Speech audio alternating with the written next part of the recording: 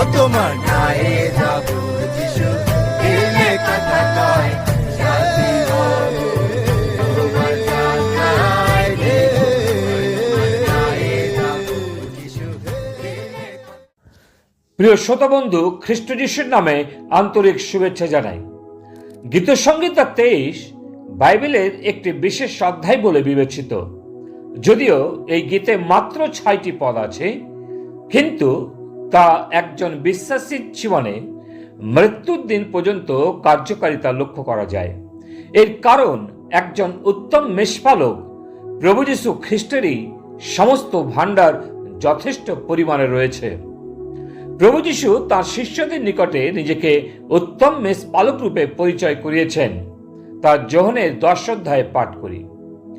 যোহনের 10 অধ্যায়ে 11 পদে লেখা আছে, আমি উত্তম মেষপালক। উত্তম মেষপালক মেষদের জন্য আপন প্রাণ সমর্পণ করেন। মেষপালক দাউদ যখন মেষ চড়াচ্ছিলেন, সেই সময় তিনি একবার ভল্লুকের সম্মুখীন হন এবং ভল্লুককে তিনি নিজের মৃত্যুর পরোয়া না করে ভল্লুকের উপর চড়াও করে সেই ভল্লুককে বধ করেন এবং তার মেষেদের রক্ষা করেন। হ্যাঁ, উত্তম মেষপালক আপন মেষেদের জন্য নিজের প্রাণ সমর্পণ করেন। এই গীত অধ্যয়ন করলে আধ্যাত্মিক শক্তি এবং উৎসাহ পাওয়া যায়। গীতসংহিতা 23 রাজা দাউদ মহান মেষপালক সম্বন্ধে প্রকাশ করেছেন। গীতসংহিতা 22 উত্তম মেষপালক সম্বন্ধে ব্যাখ্যা করেছেন এবং 24 গীতে প্রধান মেষপালক সম্বন্ধে কথা বলেছেন। উত্তম মেষপালক অতীতে আমাদের জন্য নিজের প্রাণ দিয়েছেন। প্রধান মেষপালক ভবিষ্যতে আমাদের আশীর্বাদ করবেন। কিন্তু গীতসংহিতা 23 বর্তমানে মহান মেষপালক প্রতিনিয়ত আমাদের সঙ্গে সঙ্গে আছেন। গীতসংহিতা 23 তার 1 বলেছেন, সদাপ্রভু আমার পালক, আমার অভাব হইবে না। এই উদ্ধৃতি হচ্ছে গীত 23 ভিত্তি প্রস্তর স্বরূপ। যদি এই গীত বা এই অংশটি গীত থেকে বাদ দেওয়া হয়, তাহলে এই গীতটা অর্থশূন্য হয়ে পড়বে। সদাপ্রভু শব্দ অতি সাবধানতার সাথে দাউদ ব্যবহার করেছেন। তিনি বলেননি একজন প্রভুর কথা, তিনি বোঝাতে চেয়েছেন ঈশ্বরের প্রভুত্বের কথা, যিনি অদ্বিতীয় ও অতুলনীয়, যিনি সবার ঊর্ধ্বে, যিনি অপরিবর্তনীয় ঈশ্বর। যেমন যিশায় ভাবাদী বলেছেন, যিশায় 45 তার 6 পদে, যেন সূর্যোদয়ের স্থানাবধি পশ্চিম দিক পর্যন্ত লোকে জানিতে পারে যে আমি ব্যতীত অন্য ঈশ্বর নাই। আমি সদাপ্রভু, আর কেহ নয়। আবার যিশায় তার 46 লেখা আছে, কারণ আমি ঈশ্বর, আর কেহ নয়।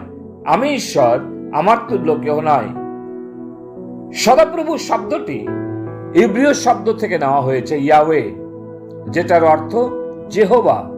পুরাতন নিয়মে ঈশ্বর এই নাম নিজেকে প্রকাশ করার জন্য ব্যবহার করেছিলেন। পুরাতন নিয়মে এই নাম নিয়ে তিনি প্রতিজ্ঞা করেছেন এবং তিনি প্রতিজ্ঞা রক্ষাও করেছেন। রাজা দাউদ ঈশ্বরের নাম ব্যবহার করেছেন যেহোবা রোহি বা যেহোবা রা। সদাপ্রভু আমার পালক, গীতসংহিতা 23:1 এই শব্দ ব্যবহৃত হয়েছে। কিন্তু ঈশ্বর সমস্ত নাম অপেক্ষা একটি শ্রেষ্ঠ নাম ব্যবহার করেছেন, যিশু। পুরাতন নিয়মে যেহোবা, যিনি নতুন নিয়মে হচ্ছেন ঈশ্বর আমাদের ত্রাণকর্তা। প্রভু যীশু খ্রিস্ট প্রকৃত পালক এবং শ্রেষ্ঠ প্রকাশ। যেমন ইব্রিয় 1 অধ্যায় 1-2 পদে লেখা আছে, ঈশ্বর পূর্বকালে বহু ভাগে ও বহুরূপে ভাবাদিগণে পিতৃলোক দিওকে কথা বলিয়া এই শেষকালে পুত্রে আমাদেরকে বলিয়াছেন। তিনি ইহাকে সর্বাধিকারী দায়াত করিয়াছেন এবং ইহারি দ্বারা যুগকলাপের রচনাও করিয়াছেন। ফিলিপিও তার 2 অধ্যায় এবং 9 পদে লেখা আছে, কারণ ঈশ্বর তাহাকে অতিশয় উচ্চ পদান্বিতও করিলেন এবং তাহাকে সেই নাম দান করিলেন যাহা সমুদায় নাম অপেক্ষা শ্রেষ্ঠ, যেন যিশুর নামে স্বর্গ, মর্ত্য, পাতাল নিবাসীদের সমুদয় যেন পাতিত হয়। এবং সমুদয় জিহ্বা যেন স্বীকার করে যে যীশু খ্রিস্টই প্রভু। এই রূপে পিতা ঈশ্বর যেন মহিমান্বিত হন।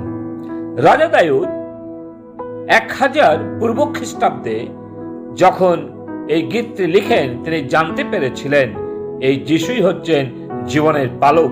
তাই তিনি বলতে পেরেছিলেন, সদাপ্রভু আমার পালক। ঈশ্বরের অনেক কার্যের মধ্যে দুটো কাজ অত্যন্ত গুরুত্বপূর্ণ।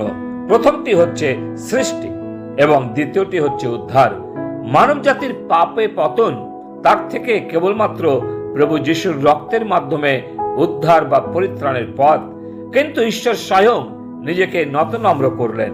যেমন ফিলিপিও 2:6-8 লেখা আছে, ঈশ্বরের স্বরূপ বিশিষ্ট থাকিতে তিনি ঈশ্বরের সহিত সমান থাকা ধরিয়া লইবার বিষয় জ্ঞান করিলেন না, কিন্তু আপনাকে শূন্য করিলেন, দাসের রূপ ধারণ করিলেন, মনুষ্যদের সাদৃশ্যে জন্মিলেন এবং আকার প্রকারে মনুষ্যবৎ প্রত্যক্ষ হইয়া আপনাকে অবনত করিলেন, মৃত্যু পর্যন্ত, এমনকি ক্রুশীয় মৃত্যু পর্যন্ত আজ্ঞাবহ হইলেন।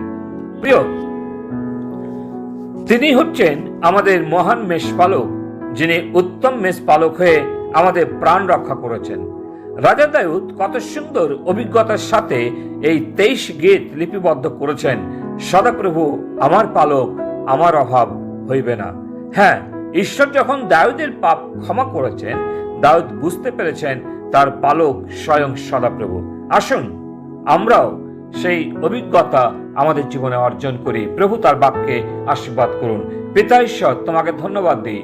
রাজা দাউদ তিনি প্রকাশ করেছেন যে তুমি হচ্ছ তার জীবনের পালক। আজকেও তুমি আমাদের জীবনের পালক হতে চাও। অনুগ্রহ দাও যেন তা আমাদের জীবনে মেনে নিই এবং স্বীকার করি। প্রার্থনা প্রভু যিশুর নামে চাই, আমেন। তোমার নায়ে যাব যিশু, এলে কথা কয়, জাতি হব।